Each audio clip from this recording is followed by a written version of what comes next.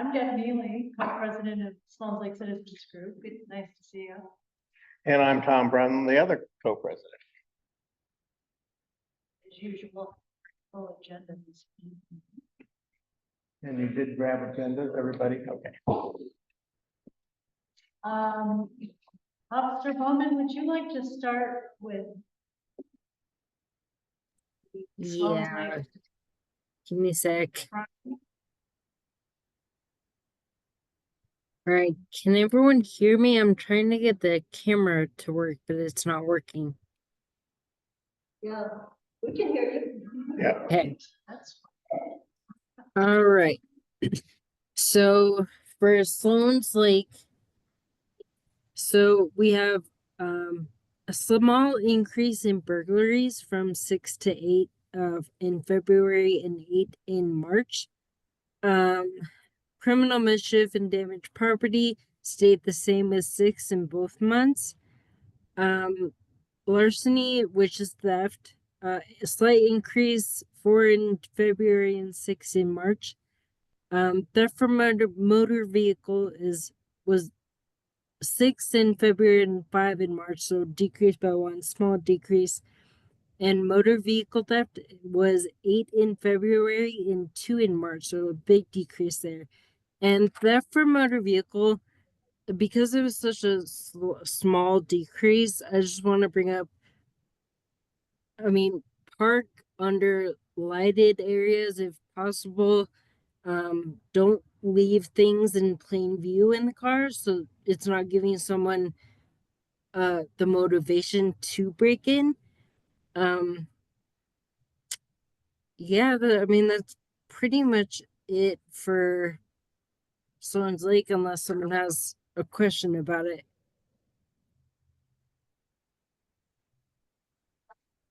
not sure if we have any questions, but I need to say something to the people who are here in person. I got here at 5:30 today and that music's been playing ever since, and I have no clue how to turn it off. I'm really, really sorry. It's been our first mishap that I know. Anyway, I'm gonna find out after this meeting, so. I'll be hanging for these. Yeah, it is. He's just done. It's not headbanging or anything. Anyway, no questions for the Sloan Lake typical neighborhood report. Would you like to do the West Colfax? Yeah, I can do that one now. Okay, your camera's on now. Yes, it is. I figured out how to work it. Okay, so for West Colfax, burglaries, there were 10 in February and 7 in March, so a slight decrease. Criminal mischief and damaged property, 9 in February and 5 in March, so an okay decrease. Theft went from 13 in February to 15 in March, so a little bit of an increase. Theft from a motor vehicle went from 10 to 12, so a slight increase. And just like I mentioned before, try to park in lit areas, not leave things in plain sight, things like that. And then motor vehicle theft increased from 10 to 11, so small increase. But I want to mention, and I'm sure you guys might know, for motor vehicle theft, for a deterrent anyway, we have free steering wheel clubs at any district station. All you have to do is bring proof of current registration and you'll get a free one. So yeah, you can go to any district station for that. No. Did everybody hear that? You just got to laugh. I'm laughing at this music playing. Do you have any comments about or does anybody have any questions about this map? This is our boundary. Well, actually, it doesn't go down to 14, but 29th and Sheridan to Federal, but the 29th to 17th. Yeah. So it looks like crimes went down a little, at least the reported ones, yay. And larceny seems to be up. According to these. And to get to these maps, you can go to denvergov.org and to the Denver Police and go to their dashboard, and you can pick the neighborhood, which our Salt Lake Citizens Group is both Salt Lake and the West Colfax. And then you can pick in the past month or in the past 6 months. And then with your cursor, you can click on any one of those dots and it gives the exact date of the reported crime and what happened. Fills you in on more than just the like all other crimes. Well, that could be anything. But it's pretty handy to do. Once you've gone in a couple times, it's pretty easy to. First time, it took me a while. About half a cup of coffee, I think. Yeah. So I have a question for you, Officer Bowman. What's that? We became aware of a very serious accident on Federal and Yes. 14th. Aware of this, and it was a stolen car, guy in a stolen car that was speeding south on Federal. Is that the story? Do you have any more to add? I literally just heard about this today. And it was kind of a confusing story a little bit, not having the report to read in front of me. It sounds like it was like a dispute between two people in two different vehicles. And then one lady, like, it was super weird. So someone got out of their vehicle, which is the one in the picture that you guys see, the Yukon or whatever it is. She got out of it, left it running on Federal, and was surprised when someone stole it. And then this happened. So it's a very weird situation. Wrong place, wrong time. Yep. Wow, that's just mind blowing. Yeah. Yeah. And then also, it's coincidentally on 14th and Federal, which the 5th accident in recent memory. Yep. Something needs to be done here. Yeah. It is one of our PNI areas. So we do have our special teams. I'm not sure which one specifically is looking into the area in general, but like it is one of our higher crime areas. So it is being watched. Okay, wow, just somebody happened to, that's crazy. I mean, the Yeah, fact so- that. that I'm looks, glad there wasn't a baby or something. Yeah. Yeah.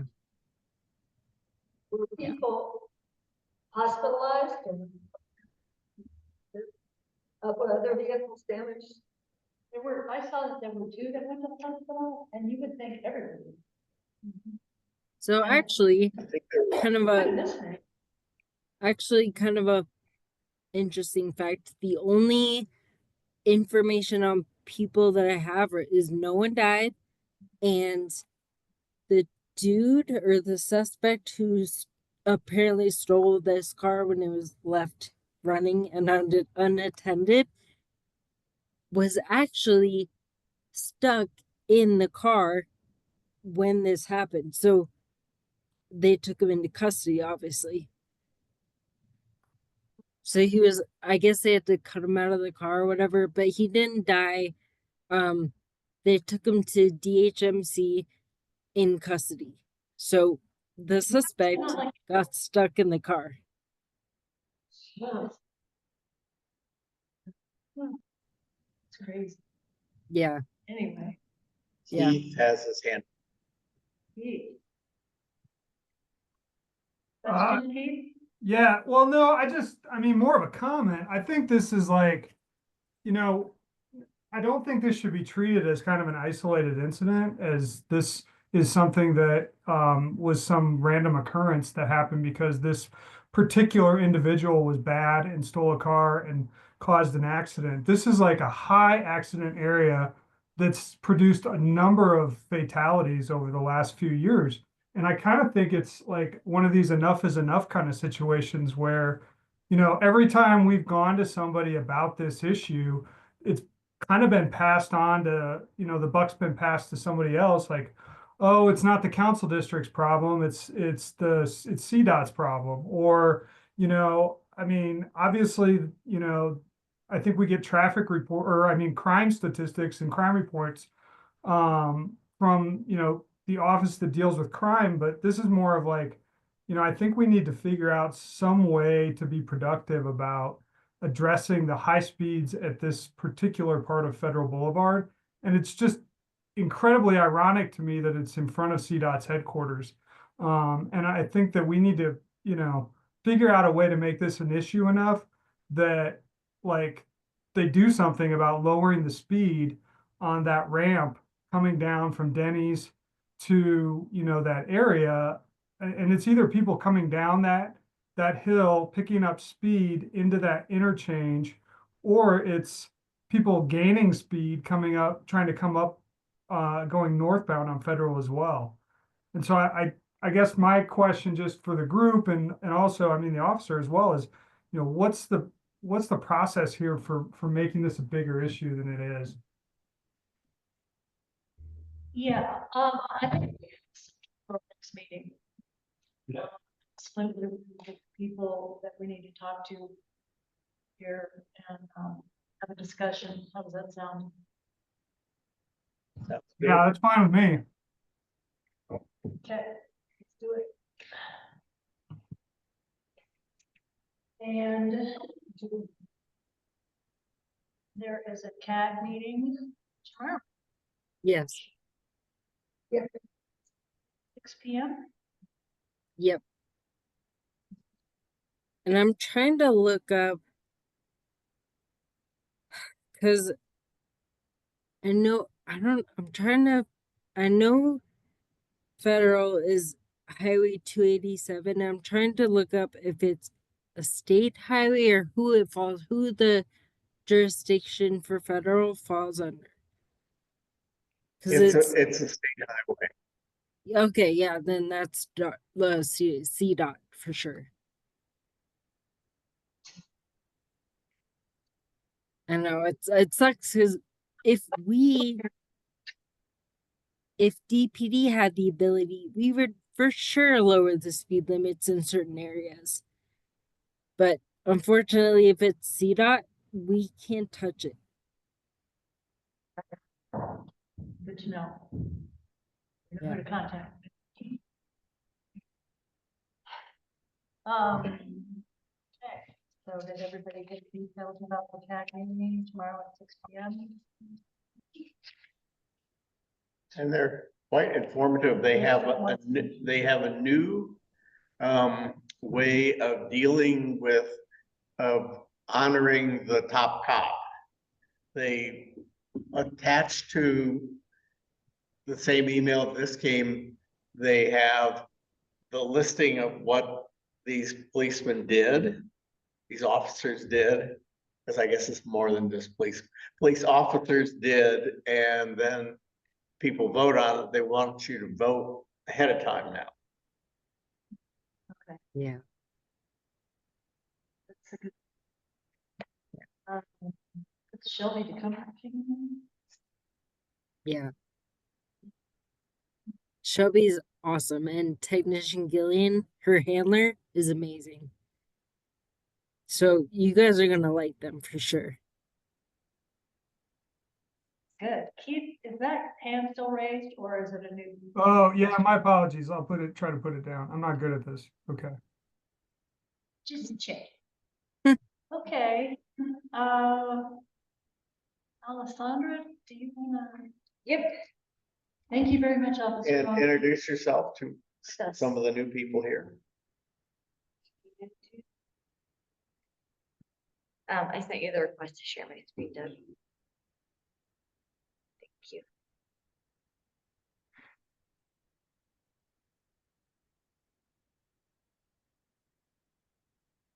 Okay. Hi everyone, my name is Alessandra. I'm an aide from Councilwoman Sandoval's office. And President of the city council. yes. City Council President. Go. Oh, right, and here's some District 1 updates that we have. So Council. Done. Smile and dance and wave and you're sitting. What we don't do. Please mute. Councilman Sandoval is having virtual office hours this Friday. Deb, it says I'm sharing the screen, but I don't know if people here can see it. Oh, okay. I think people online can see Can it, you but guys see Alessandra? I think people online can, but I don't think people here can. First time I've had that happen. Oh, do you see at the top, it says meeting, and it says Alessandra Rodriguez's screen? Go further up, yep, there we go. All right. So Councilwoman Sandoval is hosting virtual office hours this Friday from 11 till 1, and you can sign up online using any of the links on this page. I also put the link for the slide deck in the chat, so everyone online can click on that and follow through.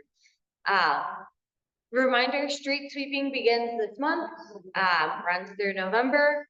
You can sign up to get notifications that says street sweeping is today, which is super great to do, because I've gotten that $50 ticket and I wasn't very happy, but I had to pay it. And then we have the Vibrant Go bond, so that closes in 2 days. So if you have any ideas for new public parks, rec centers, libraries, etc., please submit those to that survey. I know a really popular idea here is the Sloan's Lake. But there's also ideas like Shrightler Rec Center, West 38th Avenue, to get those projects funded. Berkeley Baptist. Berkeley Bathhouse. This just concluded, or is about to, the minimum parking requirements town hall, so just FYI that this was happening. There's a proposed change in how much is required, for parking. Does not apply to single unit homes or ADUs. But if you'd like, you can follow that link to go to that project page, or you can click on the other link to read the Pierce Cities report. If you read that report, make sure to brew some coffee, because I'm pretty sure it's like 400 pages.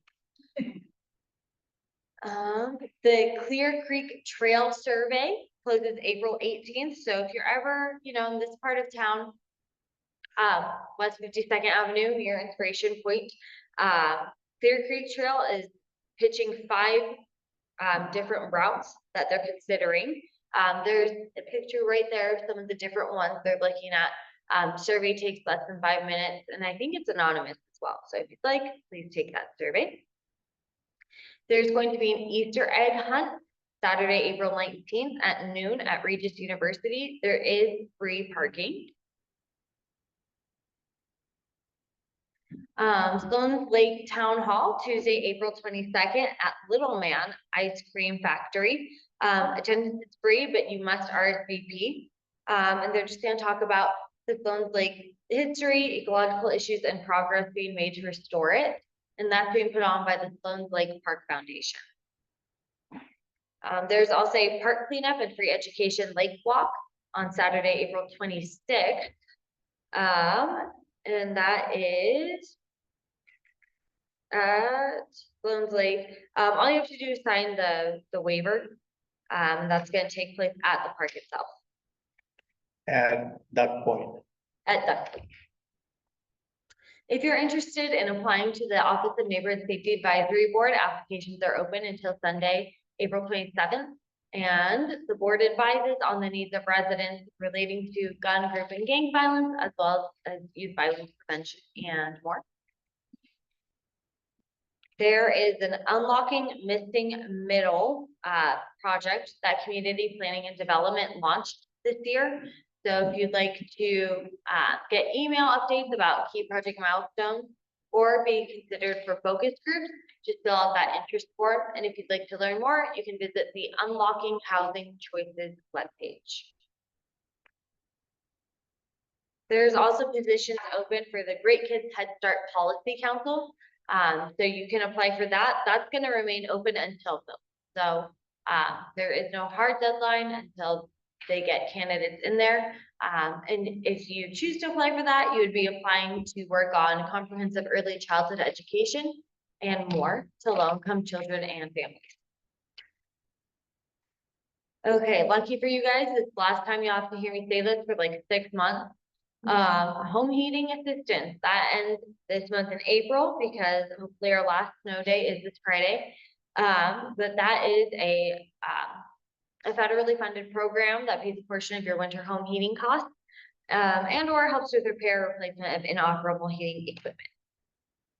There's a community grant application open, I think until June 9th. That's the last spot available to schedule a meeting with the Denver Park Trust staff. If you have any ideas as a community or as an individual, they will award up to $5,000 to support your vision for a park improvement project in the community. Holiday waste collection, so nothing this month, but next month for Memorial Day, delay putting your cart out by 1 day. So it's May 26th, delay it for that week. And then back on track for June, there's one holiday in there, Juneteenth, but you can put your carts out as scheduled. Denver Days just dropped today. This is fresh info. So be a part of the week-long celebration of Vibrant Denver. If your gathering qualifies, the city will waive the permit fee and pay for any residential block party barricades that you may need. If you'd like to learn more, you can do so using that link, and you may apply today. I could not find a deadline for the application.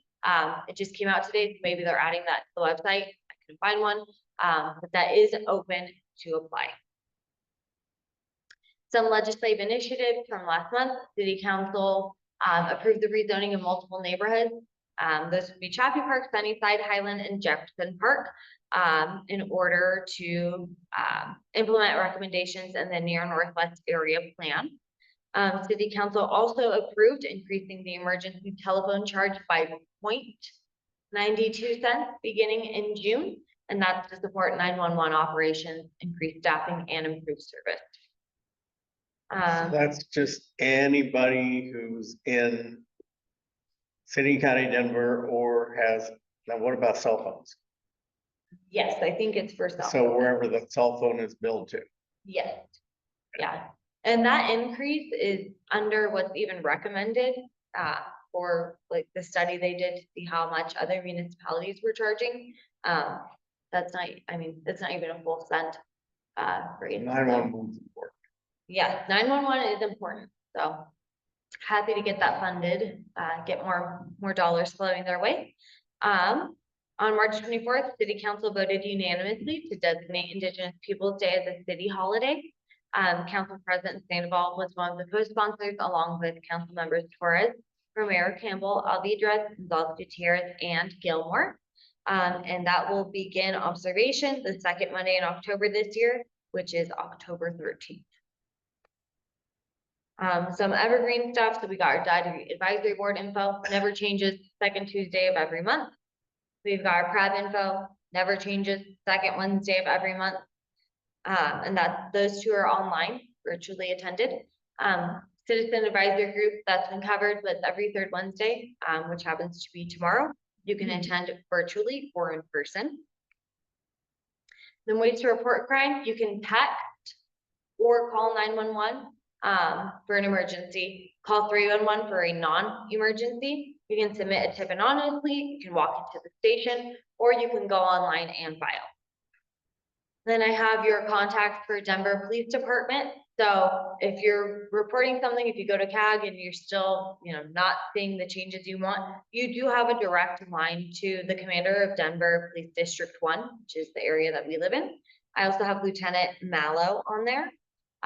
Contact information for Technician Campbell and Officer Bowman, who is still online, spoke earlier. We have our homeless outreach team. I have all of their email addresses there.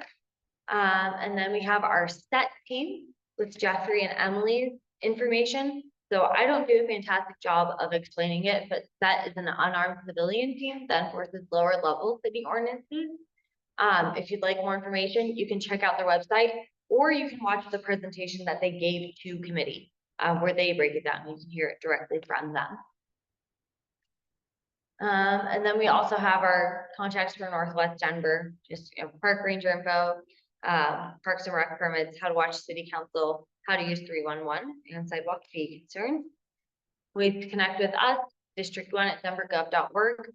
Our phone number 720-337-7701, and then other ways virtually. And then office staff, that is going to be Gina, Melissa, and myself. Does anybody have any questions?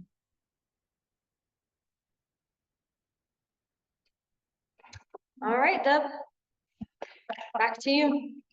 Yes, how do you turn off the hearing? Oh, that I'm not a subject matter expert in.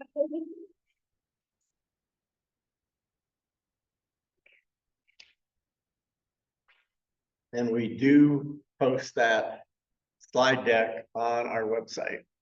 So you can, Or you can, email me and I'll send it to you. Yep.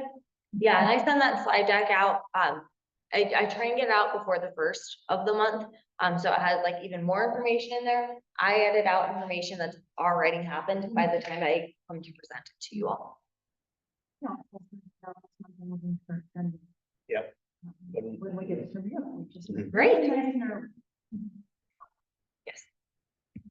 Very good. Like Keith, are you around to chat about things and stuff? Keith? Yeah, I'm here. What would you like me to talk about?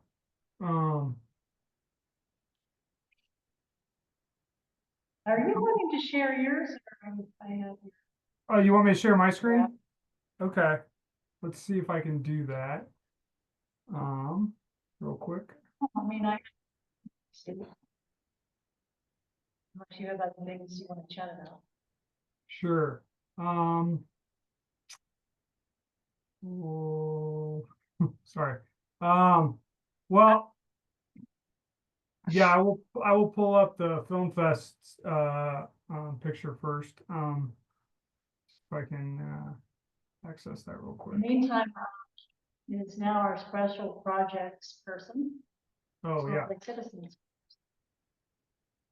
Lots of fun stuff. I mean. Okay, well, maybe I'll do this for the happy hour first, and let me just try to share my screen here.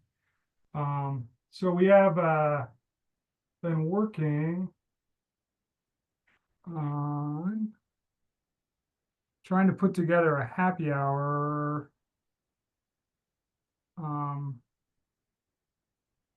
I apologize. I think you're only going to get part of this view. Can everybody see that?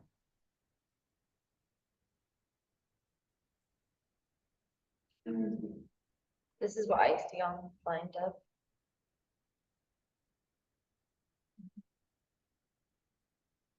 Can everybody see the happy hour picture? no, Not yet, but we're working on it. Okay. Well, I'll just talk about it. Yeah, we've been working on, is there a problem, Deb? I have no idea.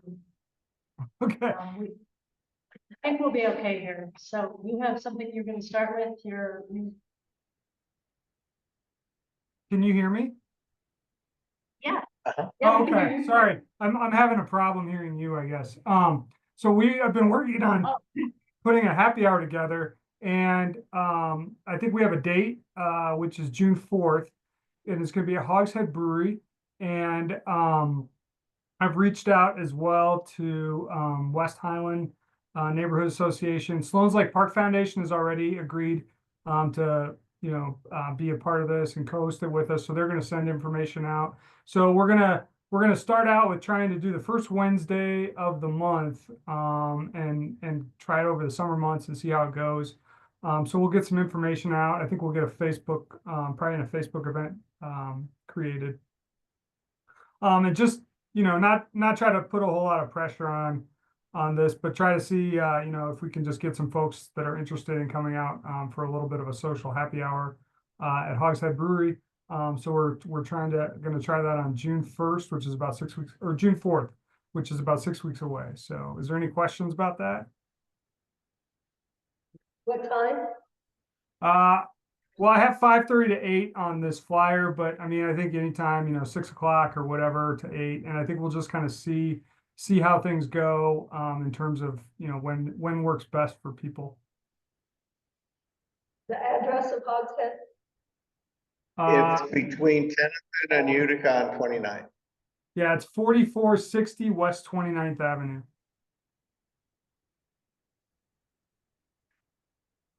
So That much, Tom? I go to the coffee shop next door. Well, I'd like to say something about the happy hour, if it's okay. sure.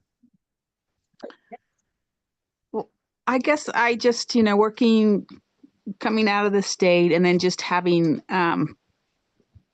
friends with family.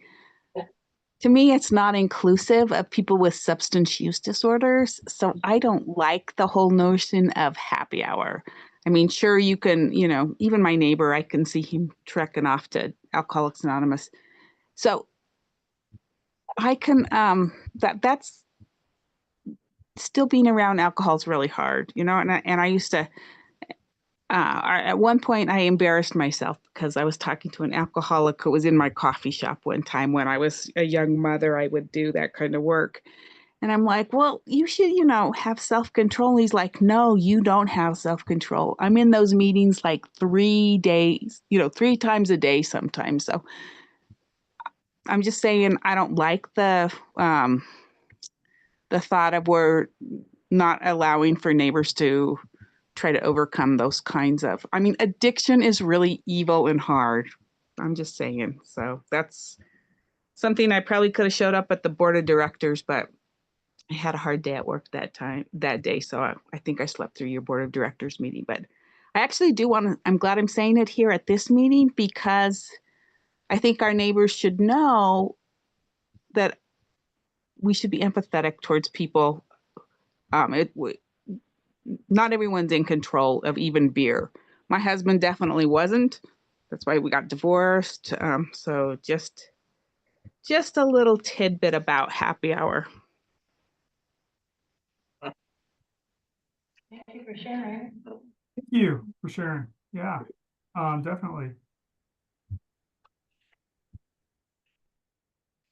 Is there anything else?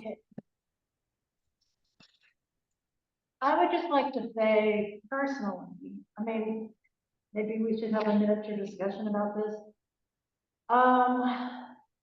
We should have and do have other non-alcohol events. And maybe, have a happy medium there. And that's something to think about, like an alcohol-free event as well. So, yeah. What about having it at a less alcohol focused location? I mean, you could have it at Sloan's Tap and Burger, and it could be open for kids and families.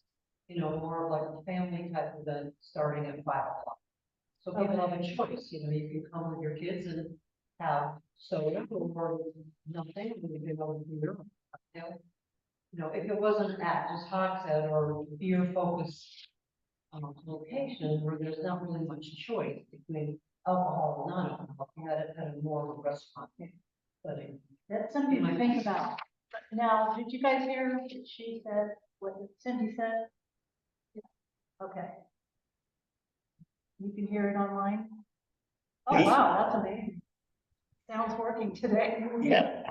Wow, I'm shocked. Yeah, I do hear it online, Deb, but again, we're talking about Tap and Burger. So yeah, I'm just sorry. I'm just sharing another experience I had in my life.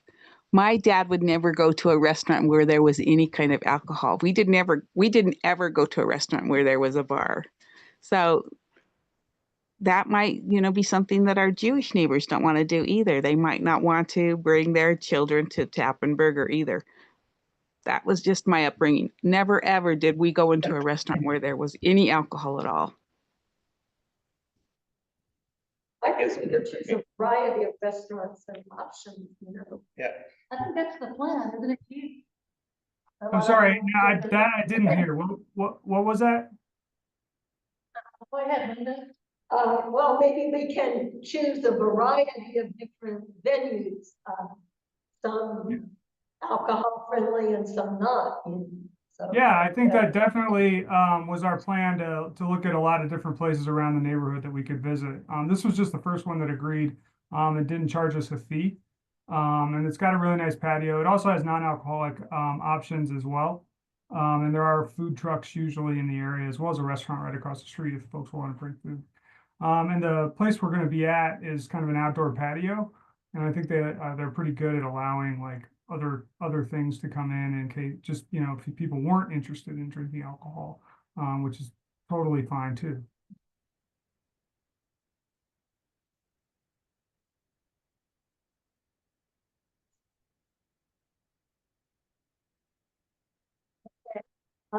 Oops, sorry, the music was distracted. yeah. Anyway, Keith, okay, thank you for speaking up and we'll keep the conversation going. Did you want to talk more about the film festival? Yeah. Yeah, so I guess I'm still challenged because I can't really hear what you're saying. Are you not able to see my screen? No. Okay. And that's maybe if I just stop sharing. Oh, you need to stop sharing, yeah. Because it tells me that I'm sharing. So are you still sharing your screen? Three. Okay. There. All right. I'm sorry. I'm having a hard time hearing what you're saying, but I will just say, the film festival is doing great. We're up to like 40, I think 43 co-hosts now for the film festival, which is great. We've got our registration link up, and we're really excited that we've already gotten 100 tickets reserved for the film fest. So if folks are interested in going, I'm recommending that they get their tickets early, since we've already had 100 tickets get reserved. So yeah, other than that, I think we're just kind of plowing away at trying to get things ready logistically for the event.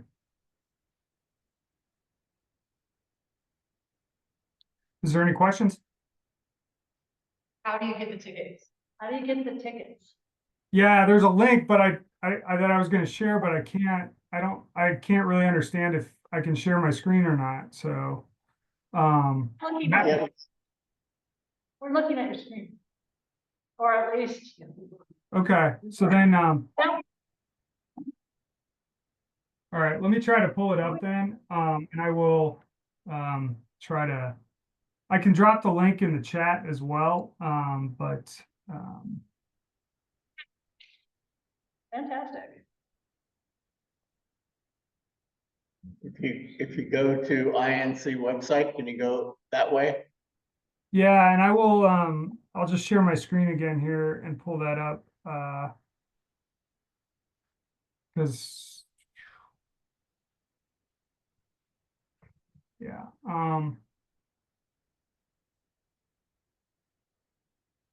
And then I will drop the link in the chat right after this, but Here we go. Something's yeah, coming. okay. Yeah. Great. Can you see that? Come Yes. on. All right, perfect. Yeah, so this is the link. It's, it's not really, it's a lot easier when you just click on it, but it's just a tiny URL, .com, and it's DCFF 2025.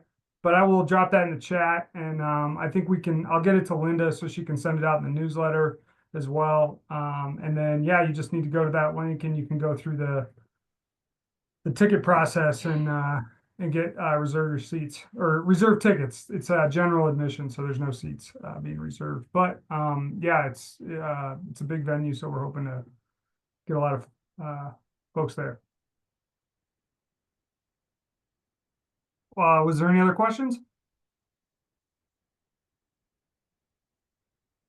Any other questions? Well, so it's called a film festival, right? Yes. But I only see one movie being presented. Yep. Oh, correct? There's only one movie. It's one night film festival with one movie being shown. Just wanted to clarify. Yep. It's not really a festival, it's a movie. Yep. It's a festival because that's what we're calling it. A film festival means there's a whole host of movie. But is there other activities going on besides this movie? Nope, Or is it just the a movie. Okay. Oh, you know what? I apologize. There is a reception before the movie, and then we're doing a discussion with the director and city leaders after the movie. Start over with that sentence, will you?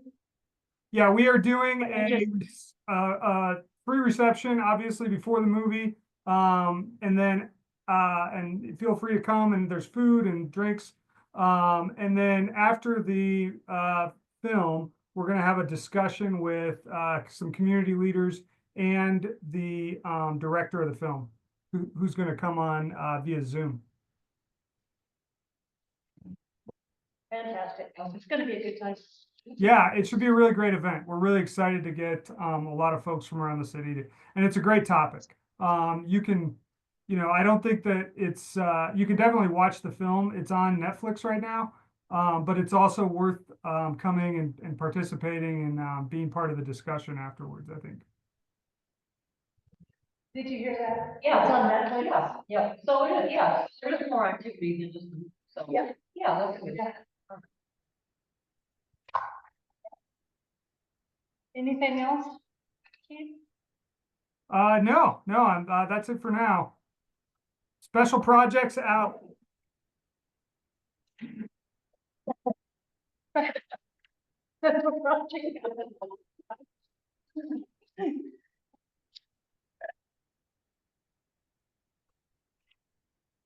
Next is on that.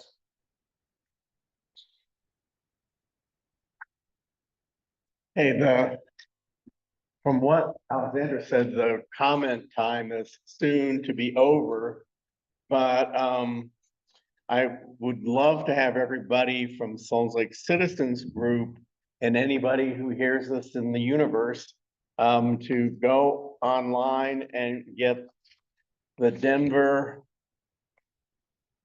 Vibrant Denver Bond Survey.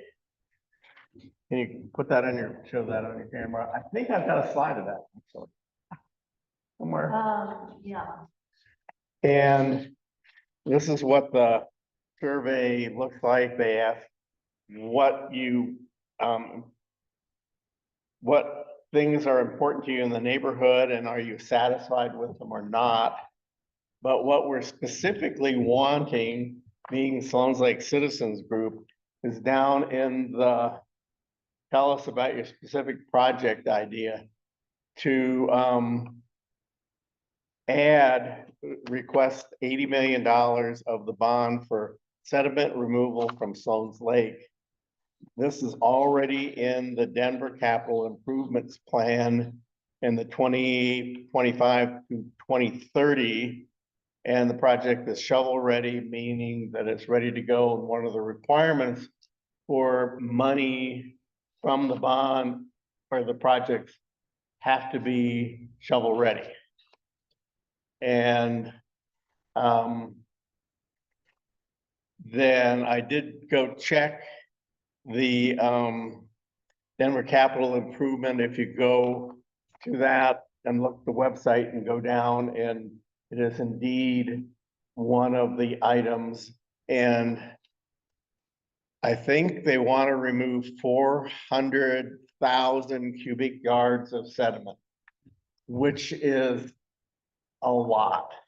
But if you can show, jump to AJ's, that it's really quite, on the southeast corner by the gun club, it is sedimented in from the watershed on the west side of Sheridan to the point where,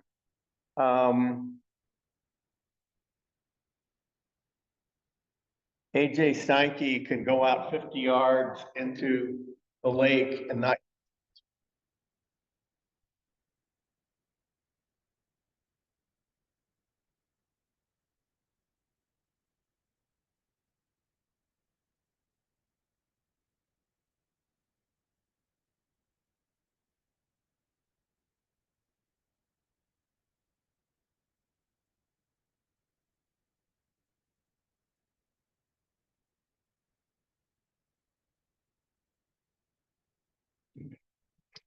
That's really informative about how bad the situation is.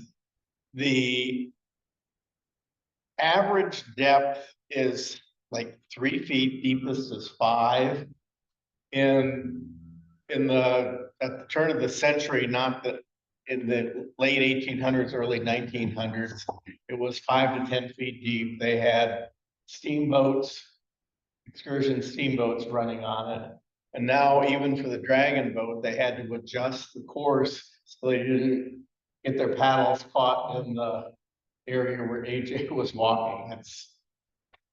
It's really an issue. I mean, we don't want to do like they did in Boston, Back Bay, and fill the thing and develop it. No, we want the park. So if you can go on and specifically do that, it would be very appreciated.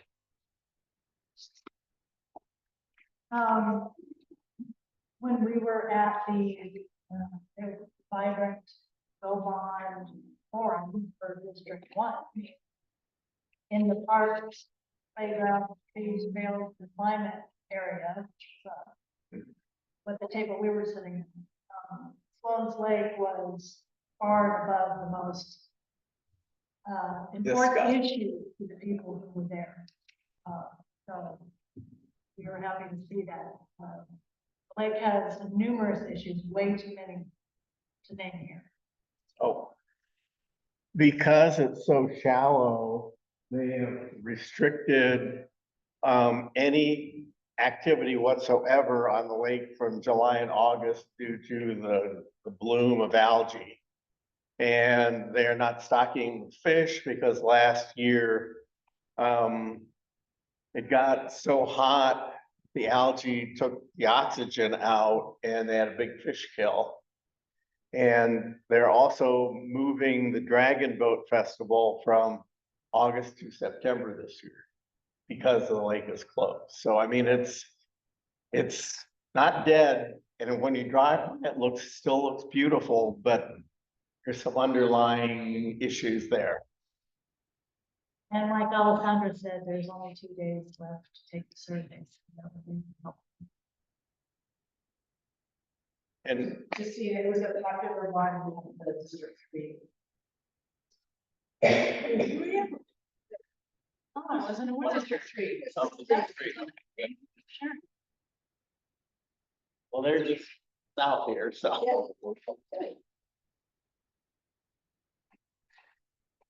I was like, when we first moved into our house on Thursday nights, they'd have the Sloan Lake Regatta, and it was looking down 21st Avenue, you could see all the little sailboats with their colored sails. It was so neat. And then they started catching their keels in the mud, and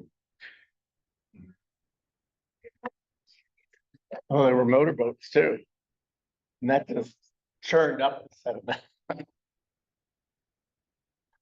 think Keith had his, oh no, his hand was raised, but it went down. Just kidding. I did have my hand up. I just was curious, Deb, if there was other things in your small group about Sloan's Lake that weren't necessarily about the lake itself, but about the park. One that comes to mind was, somebody wanted a dog park.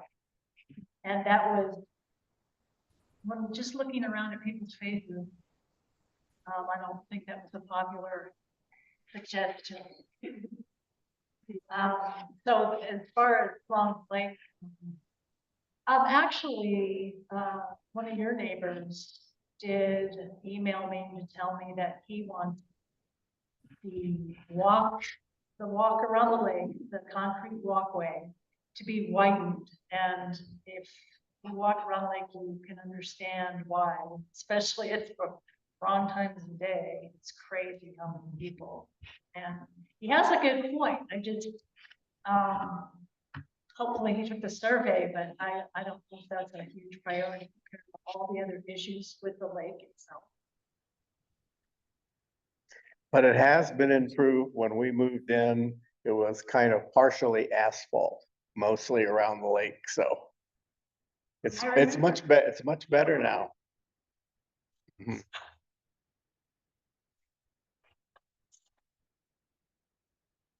Oh, good classical music now. Just in time for Linda.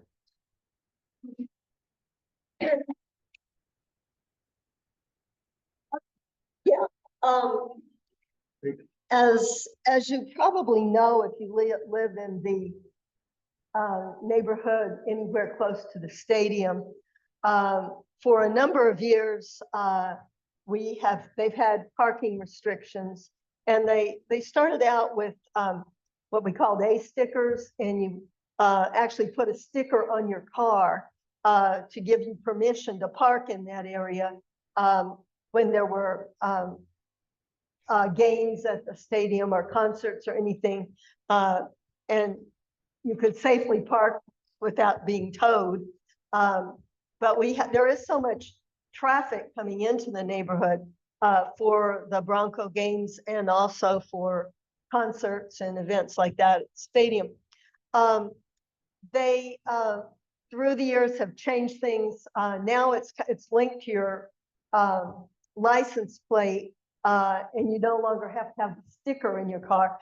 And just recently, in the past year, they have started charging for the permits. They used to be free to people who live in a certain area. And the charging for it is not too popular with some people. But they formed this, what they call a camp group, and it stands for Curbside Area Management Program. And they have some stakeholders from residents who live near the stadium, and DOTI, and which is the Department of Transportation and Infrastructure. And then they also have we have a representative from Sloan's Lake Citizens Group. Martha Eubanks is our representative attending some of these stakeholder meetings.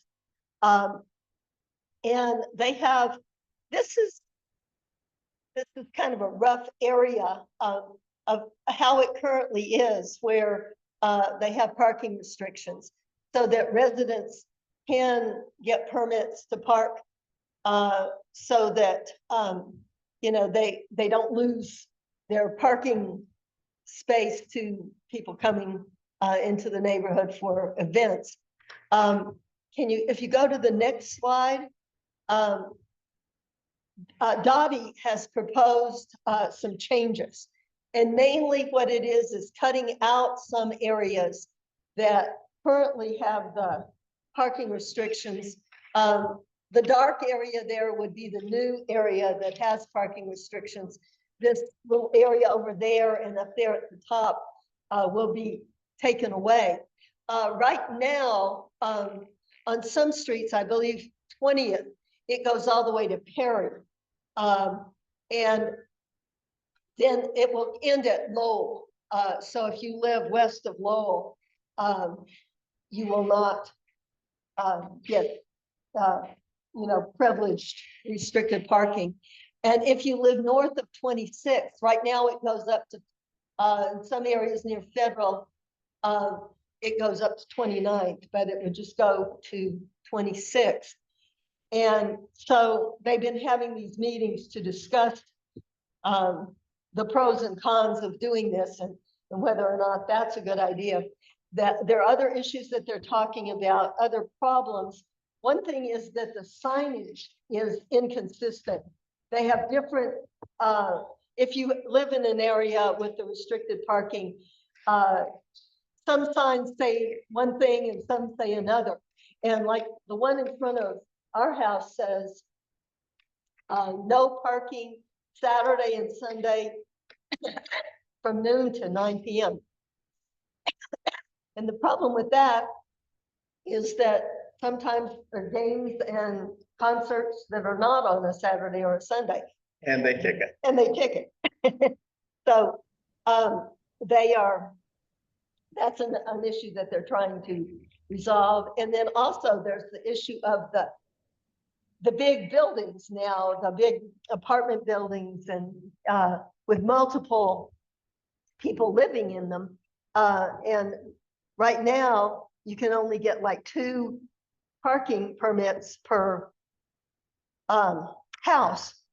And that applies to the big buildings as well. And so like they have multiple people living in those and they can't get the parking permits. So they're trying to work out how to resolve that.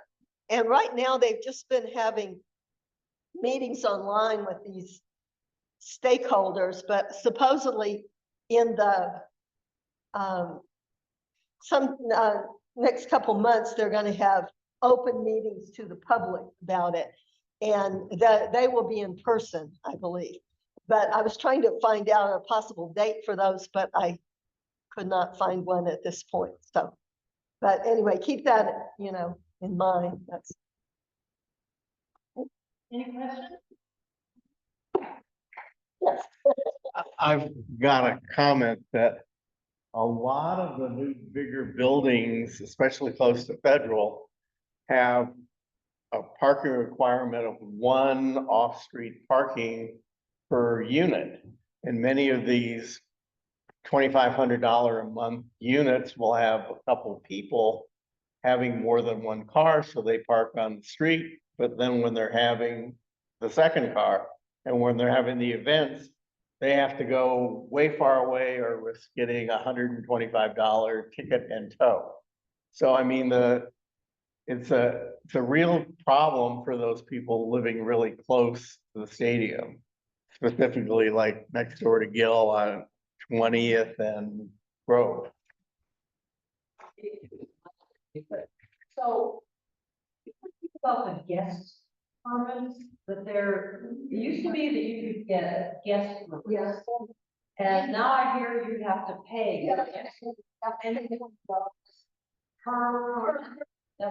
and so, like if I'm having like 10 people at my house on a Sunday afternoon and it's a Broncos game, which of course I wouldn't do because it's a Broncos game.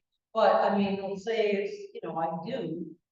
You mean they're requiring me to pay $200 for 10 permits? I don't think you could get them. I don't think you could get that many.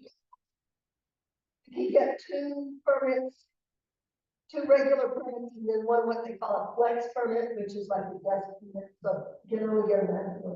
You can get 1, so 1 guest permit.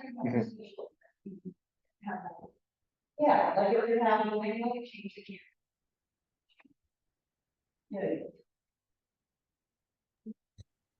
Yeah.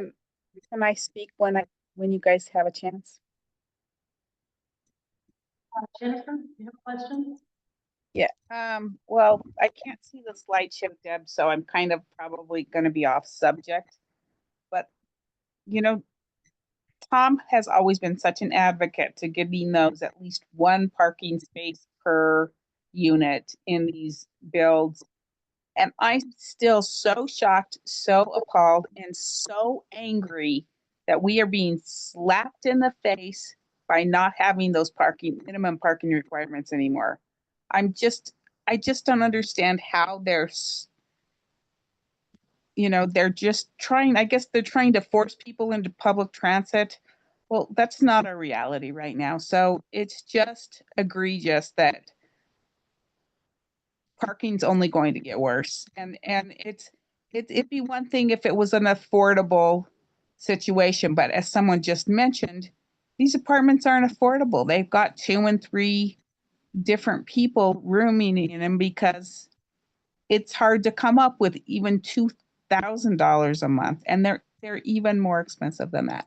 So again, I don't know where our city council's head or our mayor's head is at enforcing this on our city, but it's been a real slap in the face, especially because our constant conversation about it should be 1 parking space per unit. And then they just, whatever they could do to destroy that, they did. It was just, maybe it was because we mentioned it, and then their little heads went to, well, let's just do the opposite. It's just been, that kind of leadership has been very disappointing. I mean, so anyway, I wish we could still fight that. I know it's way over where we can I think it's still turn back. Something to note, Jennifer, is that the state passed this parking restriction minimum thing. And city council is having, or not city council, the city is having to comply with what the state passed. And so that's the bigger driving force. I know the city is going a bit further than what is mandated by the state, I believe. But that falls under the mayor's agencies. And like I said, there was the town hall tonight. I'm sure there's going to be a recording of that because it just ended at 7:30. But I just wanted to explain like how we got here. Was that the state passed it. Well, I guess then not local politics, but maybe something that we need to go to the state house. It is pure disrespect.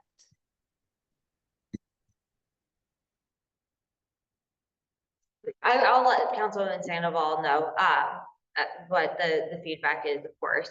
That's the mayor's agencies that are going through with all the parking adjustments. Deb, you had a.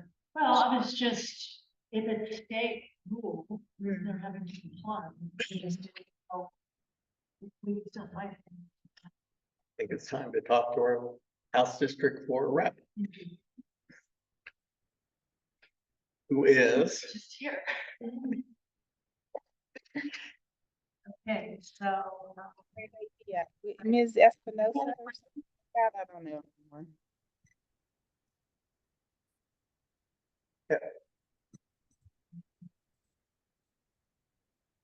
Thank you, Jennifer. Okay, if there's no other comments or questions, I'm going to just talk briefly about Lake Middle School is going to have a food forest installed on April 30th. And food forest actually Doug in Urban Gardens has started this in Denver where they're putting food forests throughout the city. And Lake Middle School got one, and it's been a couple of years in the making, but they're finally going to be planting it.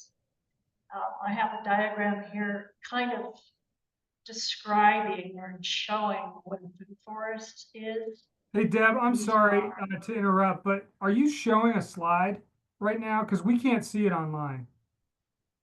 Wow, that's interesting. Thank you for telling me that. Oh, you have to maybe stop sharing up there. Stop that share and then, okay, hang on. Thank you. How's that? Can you see that? Can you see it, Keith? It says Deb Neely has started sharing her screen, but we can't see anything. Now I can see it. Yep. Okay. All right, good deal, thanks.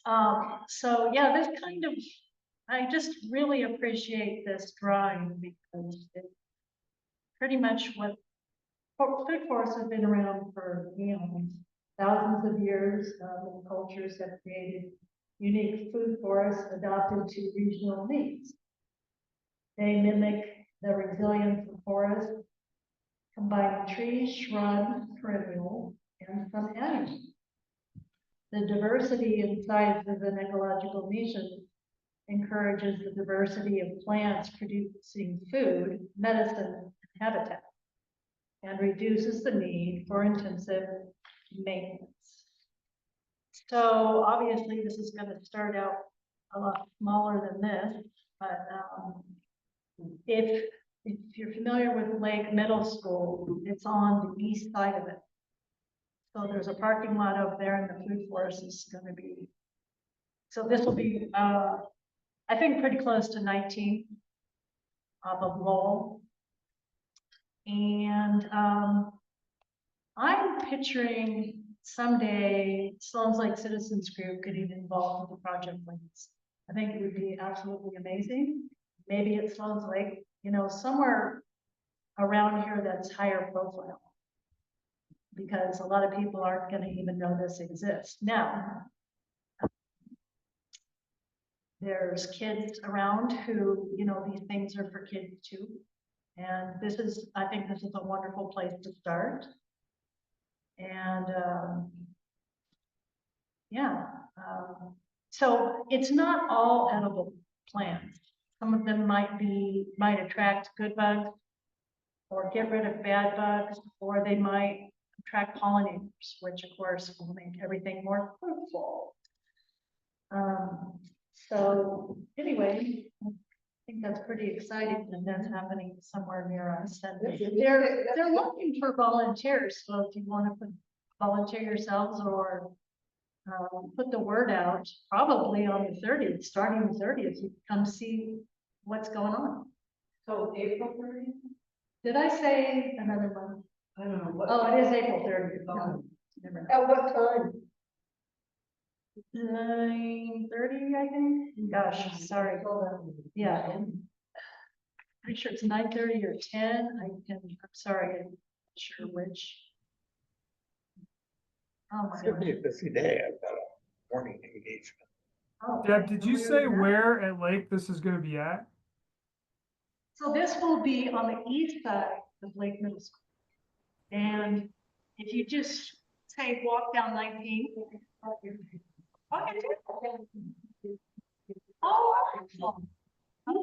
Terrific.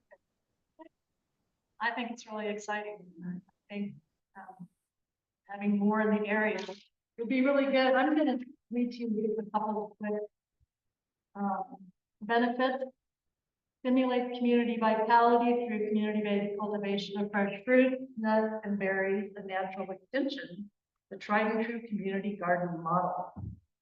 Conserves resources and helps restore healthy ecosystems by capturing carbon, producing oxygen, enriching soil, and diversifying habitats.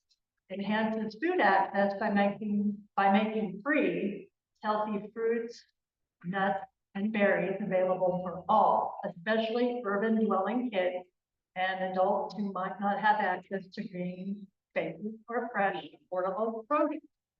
Provides widely documented mental health benefits associated with spending time in nature, reduces isolation, anxiety, and depression, replaces parasitic sod and grass. I guess it's all in how you look at that.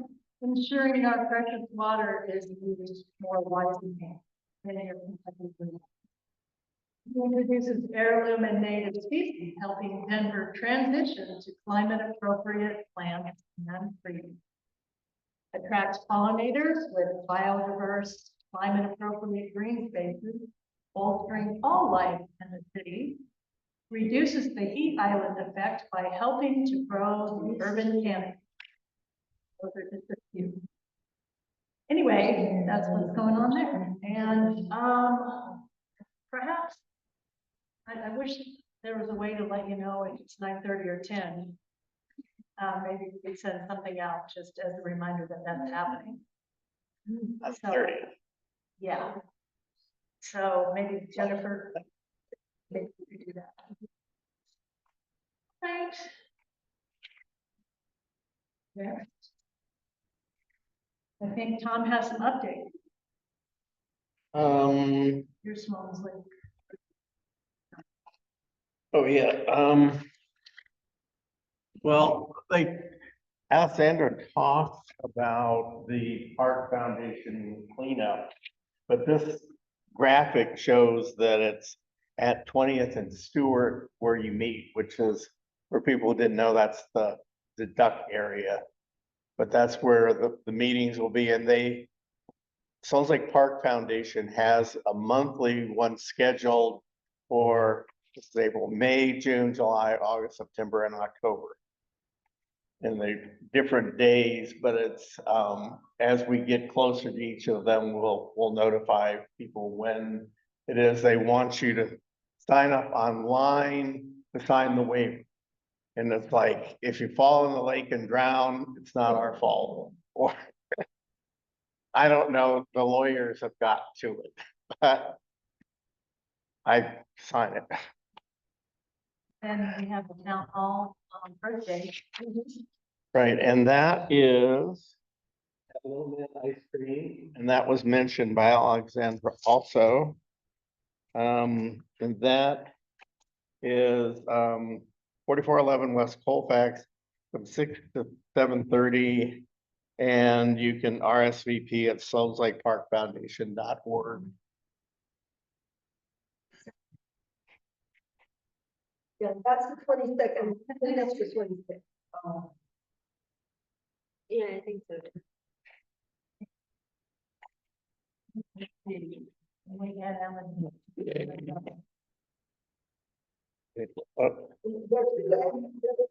That's a different one, but you can go to, you can go there and then immediately after head over to Region.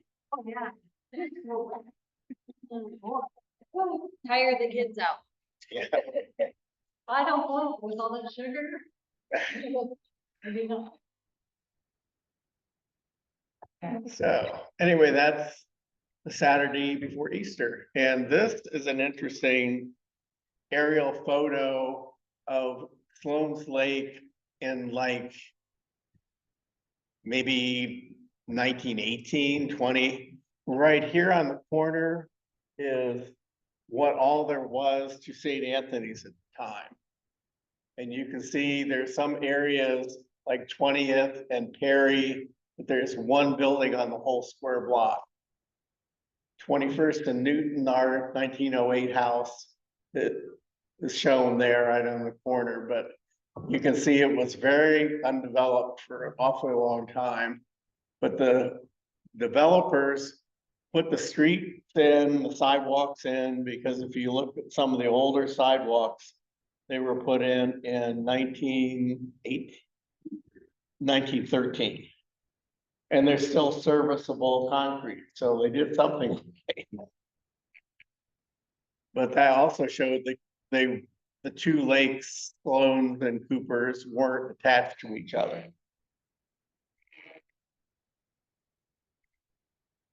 And that was before there was much, if anything, of Lake Middle School there. Back in the day. But also, you can see a little up on by Byron and Sheridan, there's some of the infrastructure from Manhattan Beach. You can see some of the pathways, some of the buildings.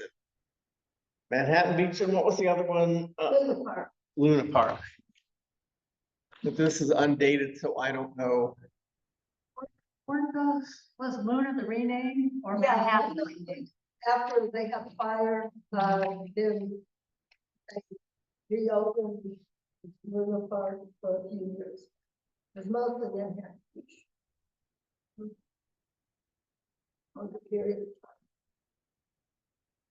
time. Well, and then the other, I mean, I'll try to get these on. Yeah, the Irving at Mile High.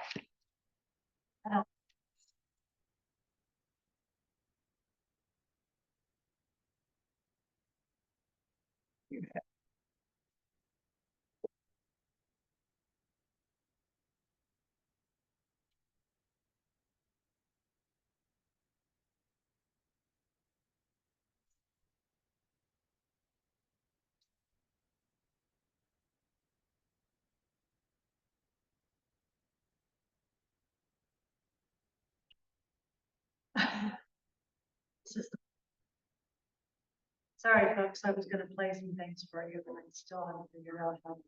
Can you find the slide for Irving at Mile High I Vista? see the tab. That, go to the right. Yes, well, okay, you wanted to show this. again. Yeah, show that one.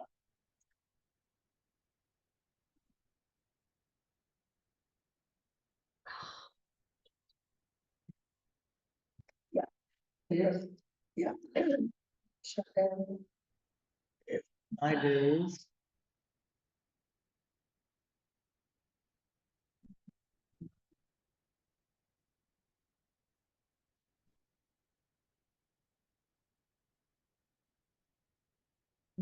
There.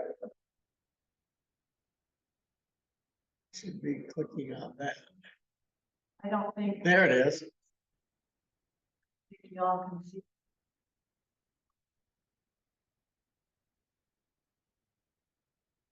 All right.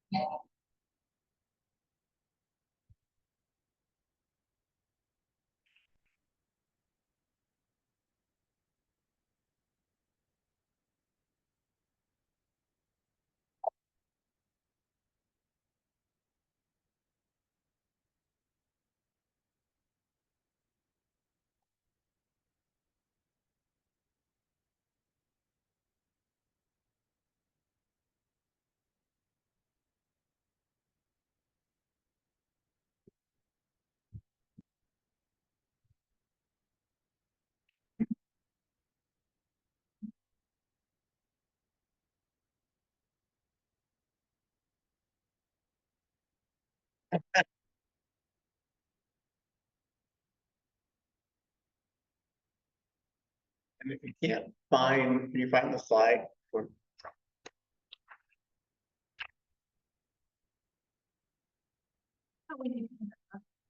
that was at the board meeting.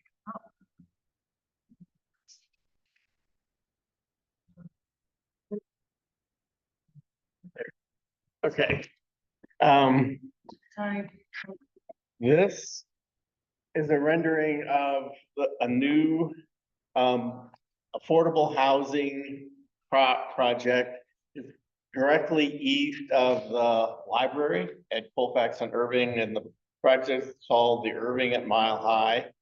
And it's an affordable housing project by the Denver-based nonprofit Urban Land Conservancy. It's located at 3270 West Colfax. The new structure will add 102 affordable housing units, apartment units, studios, 1, 2, and 3 bedrooms. And it's for serving households making 20% to 80% of the area median income. So it was funding from the Colorado Housing and Finance Authority, CHAFA, State of Colorado, and the City and County of Denver.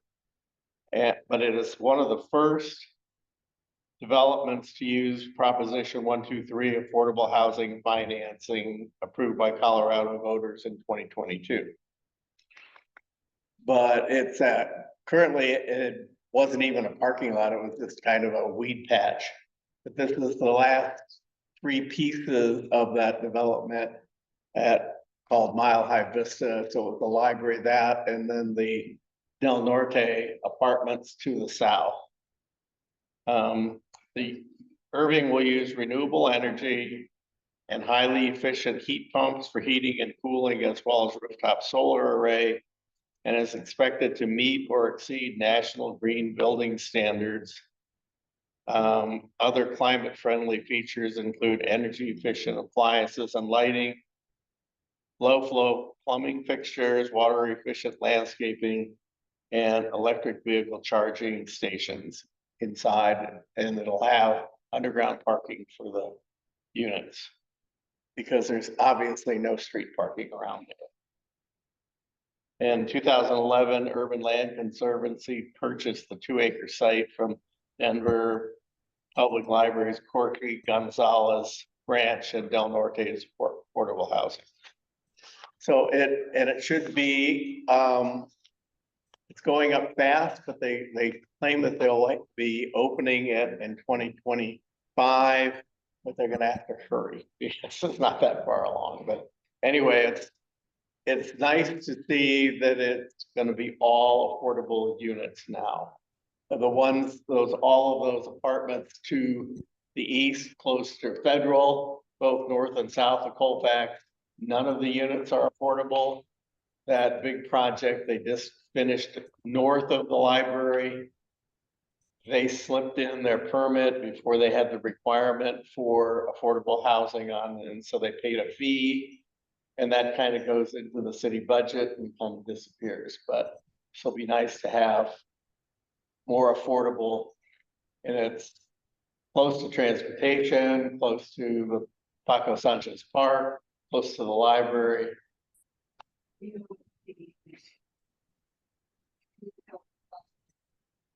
What's the cost?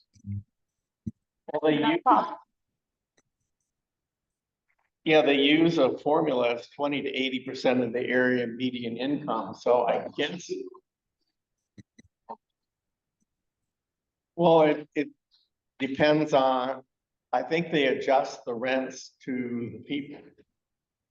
Or try to, I'm not sure how it works, but it's definitely less than $2,500 a month for a 1 bedroom.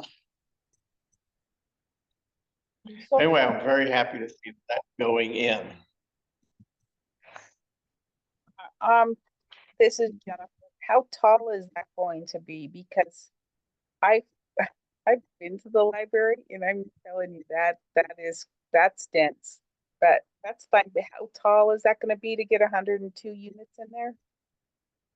It's 7 stories, Jennifer. The current zoning on that property is Main Street 8, so they aren't taking it up as high as they could do by use by right for existing zoning. Yeah, I just don't even know how they're going to get 102 units in with 7 stories, but that will be interesting. Well, there's studios, 1, 2, and 3 bedrooms. So maybe they're all studios. I don't know. Yeah, like the Most, 3 bedrooms piqued my curiosity. when it comes closer to completion, I'm sure they'll have an open house and we'll announce it at the meeting. Get a tour of the place. What do you, does anybody have any questions or comments? We're gonna be wrapping it up on time for speech, and just want you to know that if you or know anyone who wants to get involved with the whole Lake Citizens Group, let us know. Oh, thank you, board member. And Yeah. ask everybody about what they want. Yes. First of all, Oh, I was just gonna ask if I could pass out some flyers for summer events. We just start, great idea. and it'll be in the slide deck next time. We just finalized the date. Oh, sorry. Really quickly, June 20th, Denver Municipal Band is playing at Rocky Mountain Park from 7 to 8:15. We did that last year. So if you came, it was super, super great. We had a lot of fun. The music was awesome. And I even donated $20. It was really good. June 11th, well, starting June 11th, we're gonna do yoga in the park. We're doing it once a month, June, July, and August at the historic Elitch Carousel Dome. And it's free. That's gonna be from 6 to 7 p.m. And then August 15th, we're doing a free movie in the park that we always do at Zunai Park from 7 to 8:15. Here before. North of I-70. Yes, it is 51st and Zunai, right by the Adams County line. So, I can put flyers over there at the outside, and then we'll put it in the slide deck. I also would like to know what kind of subject matter you'd like to have us cover at our meetings. We'd love your ideas. Contributions.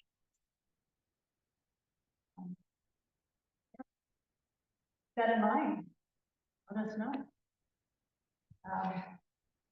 Beside 14th and general issues. And And next meeting is, we're gonna be, since we're in this gonna be the third Tuesday of every month, so the next meeting will be May 20th. And we're glad to be in this nice big space. The reason we switched, used to be this second Wednesday, was because they have church services in here Wednesday nights. And our old little class conference room there we'd be sitting in laps in there, so. And I have an update on the music situation. Oh, I got a text during the meeting giving us instructions on how to turn it off, but it was in the next building over. So next time, we'll go. How to do it. Deal with that, we'll deal with others. Okay. Thanks for putting up with. Thank you that all tonight. for coming. Thank you for coming. I didn't.